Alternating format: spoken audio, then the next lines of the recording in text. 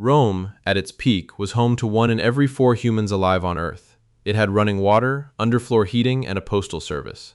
In 100 AD, a Roman citizen enjoyed a higher standard of living than most Europeans would for the next 1,000 years. Then it was all gone. And the man who ended it, the man who walked into the throne room and told the emperor to empty the throne, was a barbarian general that Rome itself had trained, paid, and armed for generations. Ironically, the last Western Roman emperor was named after the man who founded Rome. And somewhere in a wooden hut on the Hungarian plains, a warlord with no cities, no navy, and no roads was collecting tribute from Rome because it was cheaper to pay him off than fight him. So how does an empire that once conquered the known world end up paying protection money to a man living in a wooden hut? Here's what actually happened, and it all started 300 years before anyone noticed.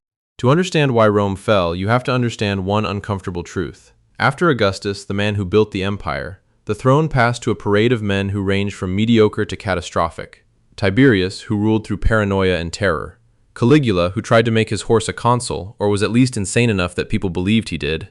Nero, who executed his own mother, kicked his pregnant wife to death, and then, when Rome burned, played his lyre. Whether he actually started the fire, nobody knows. But here's the thing. Rome survived all of them. The system was strong enough to outlast bad emperors. What it couldn't outlast was what came next. By the 200s AD, the empire had grown so large it was almost impossible to govern. Messages took weeks to travel from Rome to the borders. By the time an emperor found out about a crisis on the Rhine, it was already a catastrophe. By the time he sent orders, those orders were already obsolete. And the army knew it, because the army was everywhere, and the emperor was not. And soldiers started doing the math. Since they held the sword, they decided that they were the ones who should pick the emperor and not the people in Rome.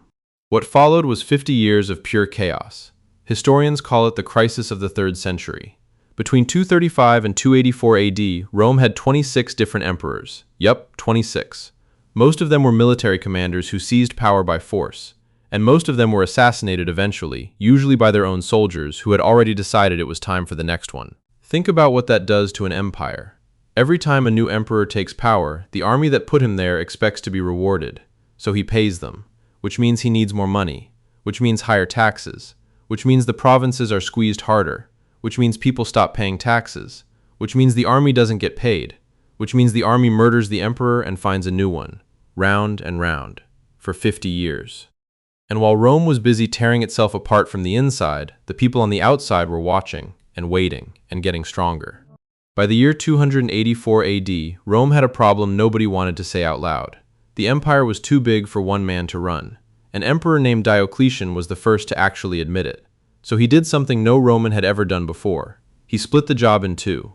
One emperor for the east, one for the west. Then he split it again, 2 senior emperors, 2 junior ones, 4 men sharing power across one empire. He called it the Tetrarchy. On paper it solved the problem. In reality it planted a seed. Because once you tell people the empire can be divided, somebody eventually asks why it should ever be whole again. Then came Constantine. Constantine did 2 things that changed the entire trajectory of Western civilization. First, he made Christianity legal, and within decades it would become the official religion of Rome, reshaping the empire's identity forever. Second, and just as important, he moved the capital. Not a small adjustment. He built an entirely new city, 1,000 miles east, on the edge of the Bosphorus. He named it after himself, Constantinople. And that decision says something. The capital of Rome, the city called Rome, was no longer where the power was. The empire's center of gravity had physically moved away from Rome itself. The East had more money, more people, better defenses, easier trade routes. The West increasingly had none of that. It had the name, it had the history. It was, increasingly, the empire's problem child. And the West had a problem the East didn't. It was running out of Romans willing to fight. For centuries, the legions had been the most feared fighting force on Earth, built from Roman citizens who trained their whole lives for war. But by the 300s, fewer and fewer Romans wanted that life. So Rome did what desperate institutions always do. It started outsourcing. It began hiring soldiers from the very tribes beyond its borders, Goths, Vandals, Franks, paying them in money and land to fight for Rome instead of against it. The Romans had a word for these soldiers, foederati, allied troops.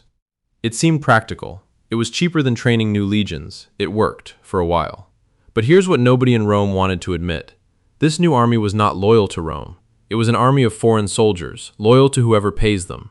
Rome had built its own replacement, and was paying for it, every single year. By the end of the 300s, the Western Roman Empire was a shell of what it used to be. Rome had simply, slowly, stopped being able to defend itself. All it needed now was someone to notice this. In the year 408 AD, a man named Alaric stood outside the walls of Rome with an army at his back. Alaric wasn't some warlord who'd never seen Rome. He'd served in the Roman army. He understood Roman tactics, Roman discipline, Roman command structure, because Rome had taught him all of it. He was one of the foederati soldier Rome had spent decades recruiting. What he wanted wasn't Rome's destruction.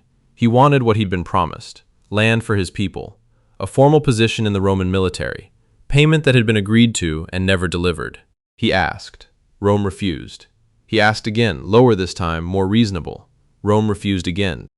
So in 410 AD, Alaric did the unthinkable. He marched on Rome itself, the city that hadn't been captured by a foreign force in 800 years, and he took it. The sack of Rome lasted 3 days. By ancient standards, it was actually fairly a restrained sacking. The empire didn't fall that day. But the idea that it couldn't fall, that died in 410 AD. And 40 years later, a stranger showed up at Rome's door. His name was Attila. He led the Huns, a nomadic people from the steppes of Central Asia with no cities, no navy, no permanent capital. Just horses, bows, and a reputation so terrifying that entire kingdoms surrendered before he arrived. And here's the shocking part. The Roman Empire, the empire that once conquered the entire known world, paid off Attila in gold. Roman officials shipped tribute to a warlord who lived in a wooden compound on the plains of Hungary every single year, because it was cheaper and safer than fighting him. Attila eventually died, not in battle, but on his wedding night, in 453 AD. The empire that had paid him tribute for over a decade quietly breathed a sigh of relief. But the precedent was set. Rome wasn't the strongest power anymore, it was just the richest target, and everyone west of Constantinople now knew it. What followed was 20 years of collapse. Roman generals, many of them not Roman by blood at all, propped up a series of puppet emperors. Most ruled for months, some for weeks. Rome had become a title, not a government. And then, in 475 AD, a Roman general installed one final emperor, a boy. His name was Romulus Augustulus. Romulus, the legendary founder of Rome, over 1,000 years earlier. Augustus, the title of Rome's first and greatest emperor. This child carried both names, the beginning and the height of Rome, compressed into one teenage boy, sitting on a throne that no longer meant anything. He was 16 years old. In 476 AD, a barbarian general named Odoacer, another former Roman soldier, decided he didn't need a puppet anymore. He walked into the palace and he told Romulus Augustulus to step down. That was it. No battle, no siege, no last stand. Odoacer didn't even bother killing him. Romulus Augustulus was sent to live out his life on a quiet estate in southern Italy, on a pension paid for by the very man who'd just ended the Roman Empire. 1,000 years of Roman civilization, and it ended with a teenager being told, politely, to leave.